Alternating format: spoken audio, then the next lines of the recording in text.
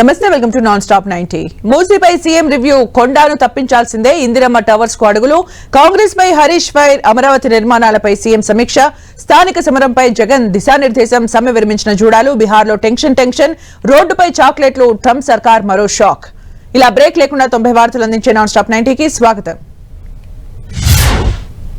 Musi project phase 2 కు వీలైనంత త్వరగా టెండర్లు పిలవాలని సీఎం రేవంత్ రెడ్డి అధికారులను ఆదేశించారు.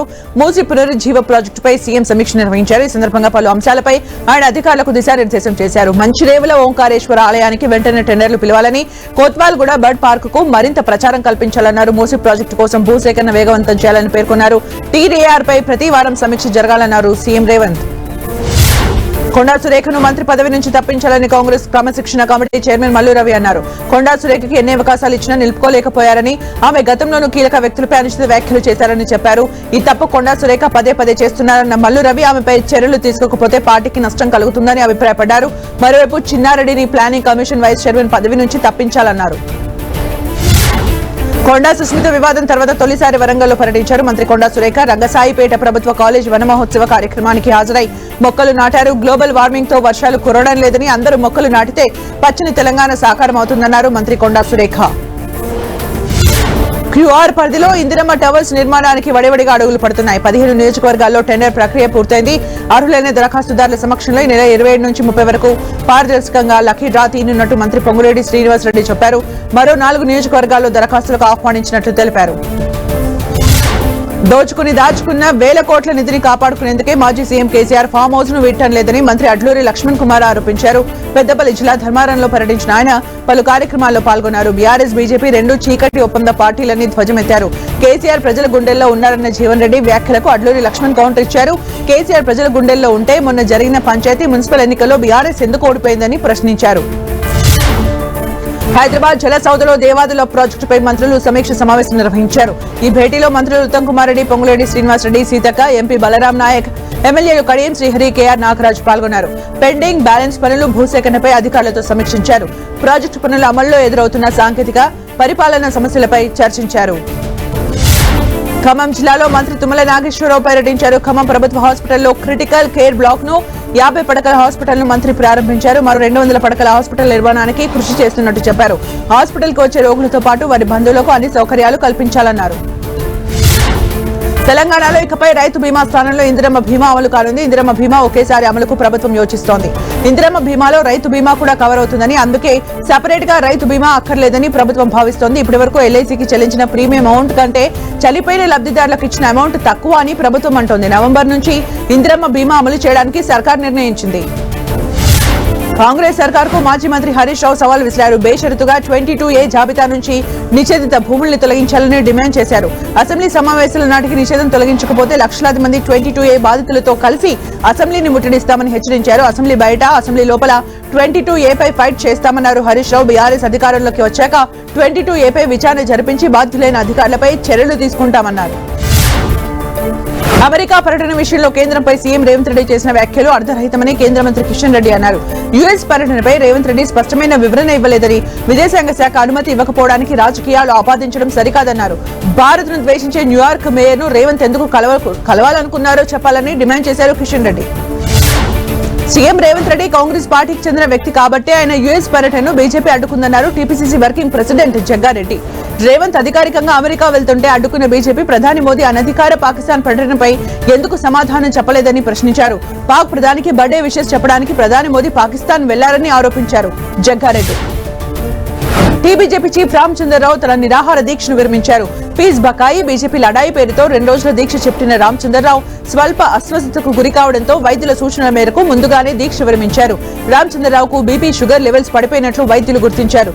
దీంతో వైద్యుల సూచనల మేరకు దీక్ష విరమించారు. సీఎం రేవంత్ రెడ్డిపై BJP MP Etela Rajender fire అయ్యారు. 4 కోట్ల ప్రజల గురించి ఆలోచించాల్సిన బాధ్యత సీఎందే అన్న ఈటెల, రేవంత్ రెడ్డి ముఖ్యమంత్రి అనే విషయాన్ని మర్చిపోతున్నారని అన్నారు. విద్యార్థుల భవిష్యత్తుతో రేవంత్ చెలగాట మారుతున్నారని మండిపడ్డారు. ఫీజు రియంబర్స్మెంట్ బకాయిలు వెంటనే విడుదల చేయాలని ఈటెల డిమాండ్ చేశారు.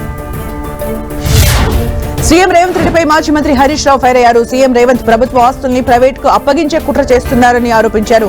పాలిటెక్నిక్ కాలేజీల భూములపై రేవంత్ కన్నుపడిందన్న హరీష్ జీవో 97 ను రద్దు చేయాలని డిమాండ్ చేశారు. లేదంటే సెప్టెంబర్ 7న విద్యార్థులతో కలిసి సచివాలయాన్ని ముట్టడిస్తామని హెచ్చరించారు.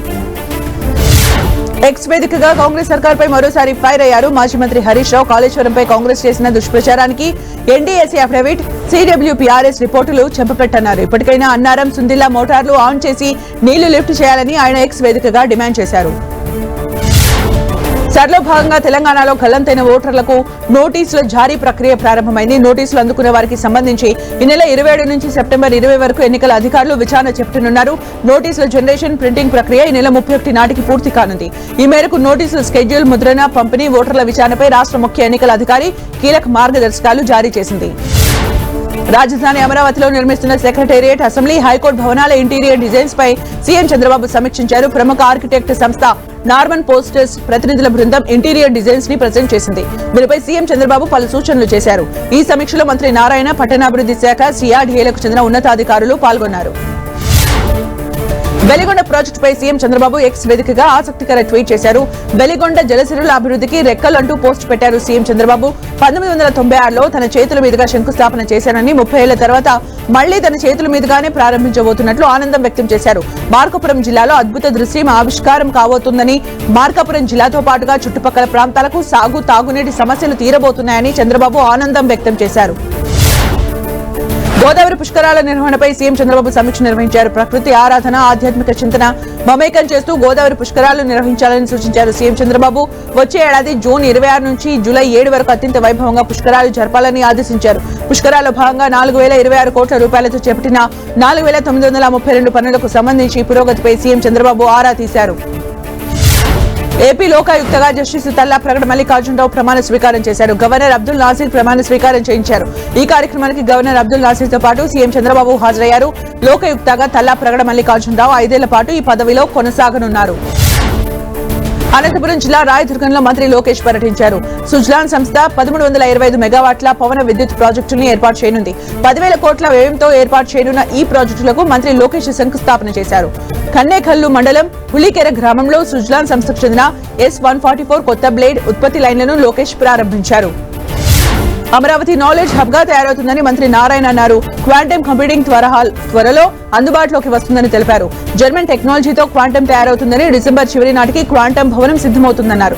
రాజధానిలో పర్యటించిన మంత్రి నారాయణ క్వాంటమ్ కంప్యూటింగ్ భవన నిర్మాణ పనుల్ని పరిశీలించారు. క్వాంటమ్ కంప్యూటింగ్ సేవలు జనవరిలో ప్రారంభం కానున్నాయి. హైదరాబాద్ లో ఐటీ హబ్ ఎలా ఉందో అమరావతిలో క్వాంటమ్ అలా ఉండబోతుందన్నారు మంత్రి నారాయణ. అజీం ప్రేమ్జీ ఫౌండేషన్ అందిస్తున్న స్కాలర్షిప్ పై స్వయం సహాయక సంఘాల మహిళల కుమార్తెలకు అవగాహన కల్పించాలని రాష్ట్ర మంత్రి కొండపల్లి శ్రీనివాస్ అన్నారు. సచివాలయంలో అజీం ప్రేమ్జీ ఫౌండేషన్ స్కాలర్షిప్ బ్రోచర్ను ఆయన ఆవిష్కరించారు. అర్హులైన డిగ్రీ ప్రథమ సంవత్సరం చదువుతున్న విద్యార్థినులు దరఖాస్తు చేసుకునేలా క్షేత్రస్థాయి సిబ్బంది ప్రత్యేక చొరవ తీసుకోవాలని మంత్రి సూచించారు. రానున్న స్థానిక సంస్థల ఎన్నికలను ఎవరూ ఆషామాషిగా తీసుకోవద్దన్నారు మాజీ సీఎం జగన్. తాడేపల్లిలోని పార్టీ కేంద్ర కార్యాలయంలో ముఖ్య నేతలతో జగన్ సమావేశమయ్యారు. స్థానిక సంస్థలకు బలమైన అభ్యర్థుల్ని నిలబెట్టాలని, అభ్యర్థులకు ఎమ్మెల్యే క్యాండిడేట్స్ అండగా నిలవాలని జగన్ సూచించారు. ఏ నియోజకవర్గంలోనూ ఏకగ్రీవాలకు ఆస్కారం ఉండకూడదన్నారు. స్థానిక ఎన్నికలు నిష్పక్షపాతంగా జరిగితే ప్రజలు వైసీపీకే ఓటు వేస్తారన్నారు జగన్. స్థానిక సంస్థల ఎన్నికలను చంద్రబాబు సజావుగా సాగనివ్వరని జగన్ ఆరోపించారు. మాజీ సీఎం జగన్మోహన్ రెడ్డికి ఎన్నికల గురించి మాట్లాడే హక్కు లేదని బీజేపీ ఎమ్మెల్యే ఆది నారాయణ రెడ్డి అన్నారు. ప్రజాస్వామ్యం గురించి జగన్ కు తెలియదని, అందుకే ఆయన అసెంబ్లీకి రావడం లేదన్నారు. మోదీ మద్దతు, కూటమి ప్రభుత్వానికి ఉన్న ఆదరణ చూసి జగన్ తట్టుకోలేకపోతున్నారని ఆరోపించారు. స్థానిక ఎన్నికల్లో పరిస్థితుల్ని బట్టి సామరస్యంగా కూటమి పార్టీలు కలిసి పోటీ చేస్తాయని ఆది నారాయణ రెడ్డి అన్నారు. జగన్ కు చెక్ పెట్టేందుకు సమన్వయంతో పనిచేస్తామన్నారు. మాజీ మంత్రి అంబటి రాంబాబు తెలుగుదేశం పార్టీపై హాట్ కామెంట్ చేశారు. తమది గొడ్డలి పార్టీ అంటూ ప్రచారం చేస్తున్న టీడీపీది వెన్నుపోటు పార్టీ అంటూ విమర్శించారు. వైసీపీ నేతలపై అక్రమంగా కేసులు పెడుతున్నారని, ప్రశ్నిస్తే కేసులంటూ బెదిరిస్తున్నారని ఆరోపించారు. ఒకే ఘటనపై అనేక కేసులు పెడుతున్నారని ఫైర్ అయ్యారు అంబటి. ఎన్ని కేసులు పెట్టినా భయపడేది లేదన్నారు. ఏపీలో జూనియర్ డాక్టర్స్ సమ్మె విరమించారు. సమ్మెను విరమిస్తున్నట్లు జూనియర్ డాక్టర్ల సంఘం హైకోర్టుకు నివేదించింది. తమ డిమాండ్లను పరిష్కరించేలా ప్రభుత్వాన్ని ఆదేశించాలని జూడాల సంఘం అభ్యర్థించింది. 2 వారాల్లో నిర్ణయం తీసుకోవాలని ఏపీ ప్రభుత్వానికి హైకోర్టు ఆదేశాలు జారీ చేసింది.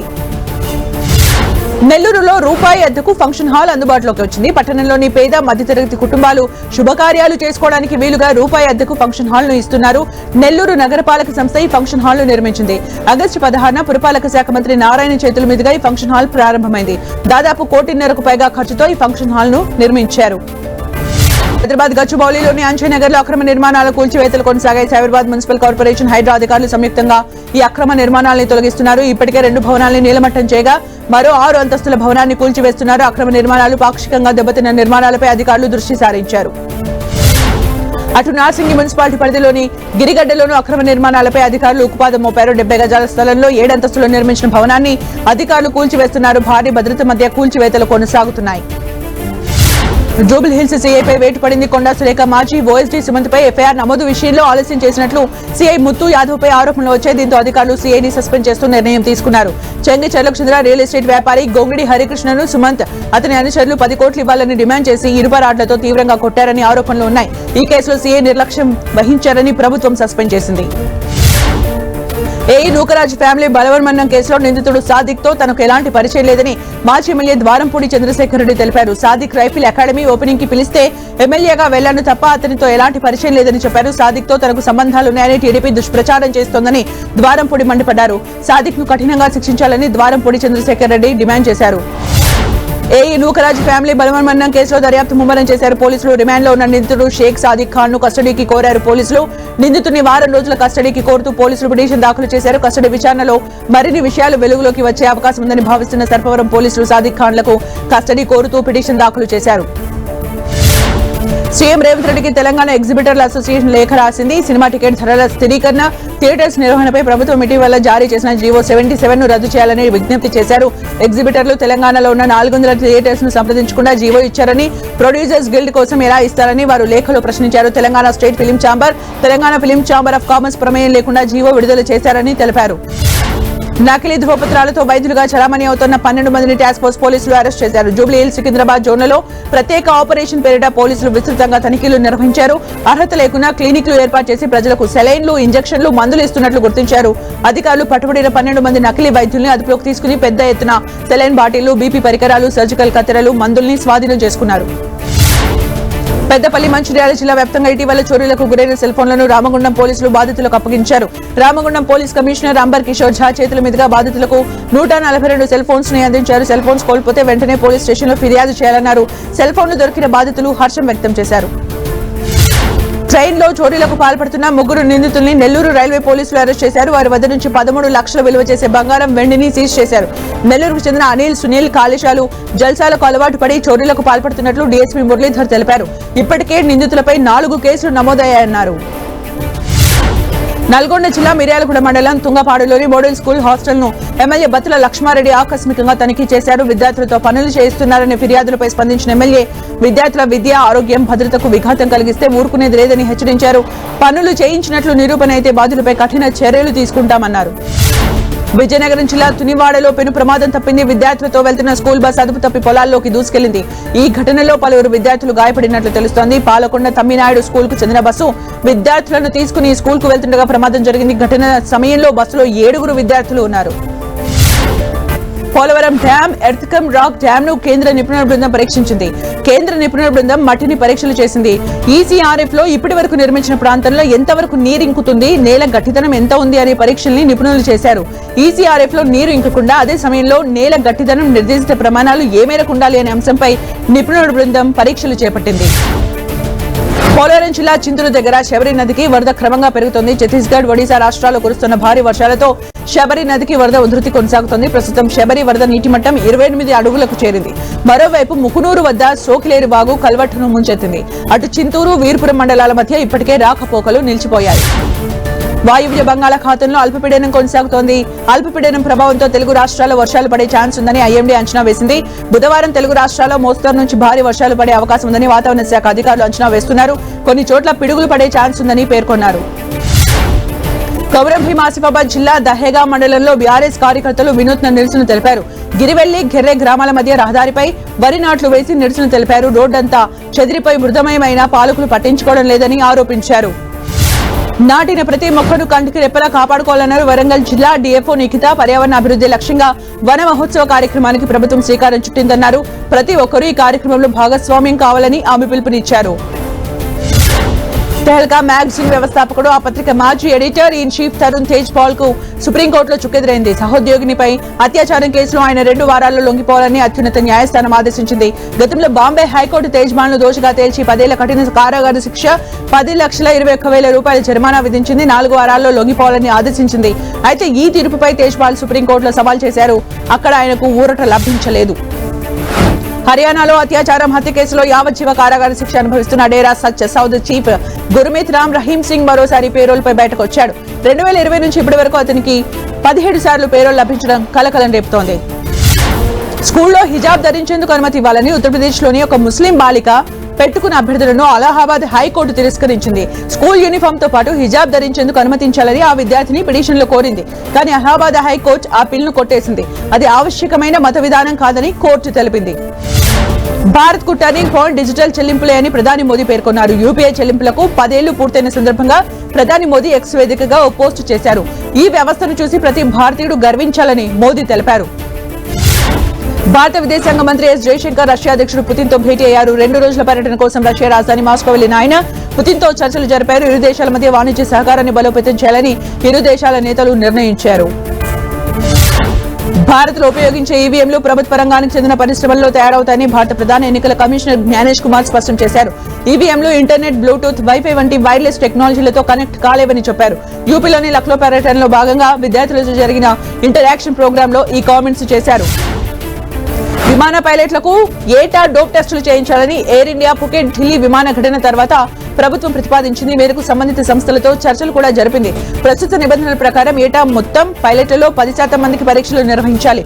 అయితే ఇప్పుడు ప్రభుత్వం ఏడాదిలో ప్రతి పైలట్ కు పరీక్ష నిర్వహించాలని చూస్తున్నట్లు కేంద్ర పౌర విమానయాన శాఖ మంత్రి రామ్మోహన్ నాయుడు తెలిపారు. ఉత్తరప్రదేశ్ కాన్పూర్ ఎక్స్పైరీ అయిపోయిన చాక్లెట్ల కోసం జనం పరుగులు తీశారు. కాన్పూర్ ఫంకీలో గడువు ముగిసిన చాక్లెట్ల డబ్బాలను కొందరు షాప్ యజమానులు రోడ్డు పక్కన పడేశారు. దీన్ని గమనించిన జనం వాటి కోసం ఎగబడ్డారు. అందిన కాడికి చాక్లెట్ల డబ్బాలు పట్టుకెళ్లారు. అవి గడువు ముగిశాయని చెప్పినా కూడా ఎవరూ పట్టించుకోలేదు. అసలే ఇప్పుడు రాఖీ సీజన్ కావడంతో వాటిని బంధువులకు ఇచ్చే అవకాశం ఉంది. దీంతో ప్రమాదం కొని తెచ్చుకున్నట్లే అని వైద్యులు హెచ్చరిస్తున్నారు. ఉత్తరప్రదేశ్ ఘజియాబాద్ లో భారీ కల్తీ వ్యాపారం వెలుగులోకి వచ్చింది. ఓ గోదాంలో తయారు చేస్తున్న 1000 కిలోల నాణ్యత లేని రసగుల్లాలను అధికారులు సీజ్ చేశారు. బిహారీపుర ప్రాంతంలోని ఒక గోదాంలో పెద్ద ఎత్తున కల్తీ స్వీట్లను తయారు చేసి నిల్వ చేసినట్లు ఫుడ్ సేఫ్టీ అధికారులకు సమాచారం వచ్చింది. దీంతో గోదాంపై అధికారులు దాడులు చేశారు. అక్కడ కల్తీ పన్నీర్, చక్కెర, రసాయనాలతో తయారు చేసిన రసగుల్లాలను గుర్తించారు. కర్ణాటకలో ఒక పారిశుద్ధ్య కార్మికుడు రోజు ఫార్చునర్ కారులో వచ్చి రోడ్లు, వీధులు ఊడ్చడం ఆశ్చర్యానికి గురిచేస్తోంది. బంత్వాల్కు చెందిన పారిశుద్ధ్య కార్మికుడు శేషనప్ప ప్రతిరోజు తన ఫార్చునర్ కారును స్వయంగా నడుపుకుంటూ బీసీ రోడ్డు మార్కెట్ కు వెళ్తాడు. అక్కడ కారును పార్కింగ్ చేసి కిందకు దిగి తన చీపురును అందుకుని రోజువారీ పారిశుద్ధ్య పనులు చేస్తాడు. తన పనులన్నీ పూర్తి చేసుకున్న తర్వాత అదే వాహనంలో ఇంటికి తిరిగి వెళ్తాడు.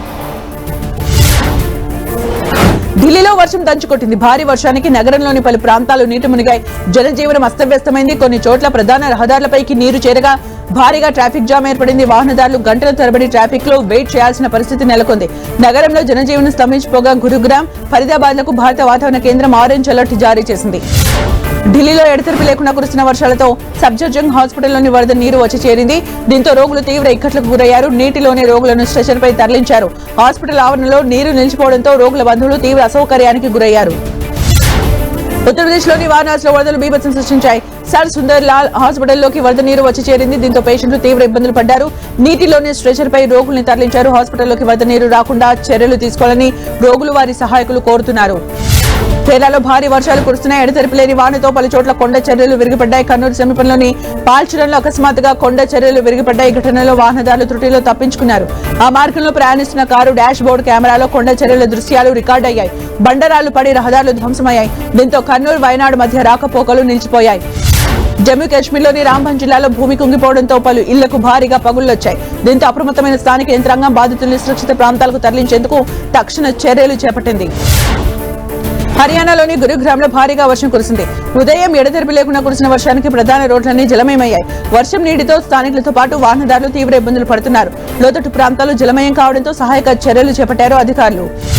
ఢిల్లీలో స్వైన్ ఫ్లూ. ఆంధ్రప్రదేశ్ లోని ఒక ప్రేమ జంట సోషల్ మీడియాలో లైక్స్ కోసం కొత్తగా ఆలోచించింది. అయితే అది బెడిసి కొట్టి చివరికి ట్రాఫిక్ పోలీసుల జరిమానాతో ముగిసింది. గ్వాలియర్ కు చెందిన ఆదిత్య కారును అతడి ప్రేయసికి సింబల్స్ తో అలంకరించాడు. ఏకంగా 3,400 లిప్స్టిక్ ముద్రల్ని ఆ కారుపై పెట్టింది. ఆ కారులోనే నగర వీధిలో ఆదిత్య చక్కర్లు కొట్టాడు. దీన్ని గమనించిన పోలీసులు నిబంధనలకు విరుద్ధంగా వాహనానికి మార్పులు చేసినందుకు గాను అతడికి 5,500 జరిమానా విధించారు. అక్రమ వలసదారులపై ఉక్కుపాదం మోపుతున్న అమెరికా అధ్యక్షుడు ట్రంప్ వీసాల విషయంలో కఠినంగా వ్యవహరిస్తున్నారు. తాజాగా సుమారు 2 లక్షల మంది విదేశీయుల వ్యాపార టూరిస్టు వీసాల్ని రద్దు చేయడానికి ట్రంప్ సర్కార్ సిద్ధమవుతున్నట్లు తెలుస్తోంది. ఒకవేళ ఇదే జరిగితే అమెరికా చరిత్రలోనే అతిపెద్ద సామూహిక వీసాల రద్దుగా నిలిచే అవకాశం ఉంది. అమెరికాలో చదవాలనుకుంటున్న విదేశీ విద్యార్థులకు మరోసారి షాక్ ఇచ్చారు అమెరికా అధ్యక్షుడు ట్రంప్. ఇప్పటికే H-1B వీసాపై రుసుమును వసూలు చేస్తున్న అగ్రరాజ్యం తాజాగా దాన్ని ఇంకాస్త పెంచింది. H-1B వీసా దరఖాస్తులపై కొత్తగా $1,3265 రుసుమును ప్రతిపాదించింది. అడ్వాన్స్ డిగ్రీ మినహాయింపుకు అర్హత ఉన్నవారు సహా H-1B వీసా క్యాప్ పరిధిలోకి వచ్చే అన్ని దరఖాస్తులకు ఇది వర్తిస్తుందని అమెరికా తెలిపింది. ఆధునిక యుద్ధ వ్యూహాలపై పదును పెడుతున్న అమెరికా తాజాగా సరికొత్త ఆయుధాన్ని సిద్ధం చేసింది. సుదూరం నుంచి శత్రు ముప్పును ఛేదించేలా సరికొత్త ఎయిర్ టు ఎయిర్ క్షిపణి యుఎస్ నేవీ ఆవిష్కరించింది. మాలిస్ గా పిలిచే దీర్ఘ శ్రేణి క్షిపణి 100 కిలోమీటర్ల దూరం నుంచే విమానాల్ని కూల్చగలదని అమెరికా చెబుతోంది. భారత్ రష్యాల మధ్య ఆర్థిక సహకారం అత్యంత గణనీయంగా పెరుగుతోంది. తాజాగా రష్యా అధ్యక్షుడు పుతిన్ కీలక ప్రకటన చేశారు. భారత వ్యవసాయ రంగానికి రైతులకు అవసరమైన ఎరువుల సరఫరాను రష్యా పెంచిందని, భవిష్యత్తులో కూడా తగినంత సరఫరా చేసేందుకు సిద్ధంగా ఉన్నామని అధ్యక్షుడు పుతిన్ ప్రకటించారు. న్యూయార్క్ టైమ్స్ స్క్వేర్ దగ్గర భారతీయ సంస్కృతి ఉట్టిపడింది. టైమ్స్ స్క్వేర్ దగ్గర ఉమా గ్లోబల్ ఆధ్వర్యంలో శారీ గోస్ గ్లోబల్ కార్యక్రమాన్ని నిర్వహించారు. భారత్ కు చెందిన పలువురు మహిళలు భారత్లోని వివిధ ప్రాంతాలకు చెందిన ప్రత్యేకమైన చీరలు ప్రదర్శించారు. మహిళలు సాంప్రదాయ అస్సామీ నేత వస్త్రాలు, ఎంబ్రాయిడరీ, పెయింటింగ్, అలంకరణలు చేసిన చీరలు ధరించి సందడి చేశారు. ఐరోపా వాతావరణ సంస్థ కోపర్నికస్ కీలక విషయాన్ని వెల్లడించింది. రికార్డు స్థాయికి భూమిపై జలాల ఉష్ణోగ్రతలు పెరిగినట్టు తెలిపింది. భవిష్యత్తులో పరిస్థితి మరింత దిగజారుతుందని హెచ్చరించింది. మారుతున్న వాతావరణ మార్పుల వల్ల ఇలా జరిగే అవకాశం ఉందని తెలిపింది. ప్రముఖ badminton coach Pullela Gopichand CM Revanth రెడ్డిని ఆయన నివాసంలో కలిశారు. గోపీచంద్ తో పాటు బ్యాడ్మింటన్ క్రీడాకారులు గాయత్రి గోపీచంద్, త్రిషా ఝాలీ ఉన్నారు. ఇటీవల బ్యాడ్మింటన్ వరల్డ్ ఛాంపియన్షిప్స్ మహిళల డబుల్స్ లో కాంస్య పథకం సాధించిన గాయత్రి గోపీచంద్, త్రిషా ఝాలీని సీఎం రేవంత్ అభినందించారు. కార్యక్రమంలో మంత్రి శ్రీధర్ బాబు, మాజీ బ్యాడ్మింటన్ ప్లేయర్ పివి లక్ష్మి పాల్గొన్నారు. తెలంగాణలో టాక్సిక్ సినిమా టికెట్ ధరల్ని పెంచుకునేందుకు రాష్ట్ర ప్రభుత్వం అనుమతినిచ్చింది. యష్ హీరోగా గీతూ మోహన్ దాస్ డైరెక్షన్ లో రూపొందించిన ఈ యాక్షన్ థ్రిల్లర్ సినిమా ఈ నెల 26న ప్రపంచ వ్యాప్తంగా విడుదల కానుంది. రాష్ట్రంలో సింగిల్ స్క్రీన్స్ లో జీఎస్టీతో కలిపి టికెట్ పై ₹50, మల్టీప్లెక్స్ లో ₹100 పెంచుకునేందుకు అనుమతిస్తూ రాష్ట్ర ప్రభుత్వం ఉత్తర్వులు జారీ చేసింది. పెంచిన టికెట్ ధరలు 10 రోజుల పాటు అమల్లో ఉంటాయని స్పష్టం చేసింది.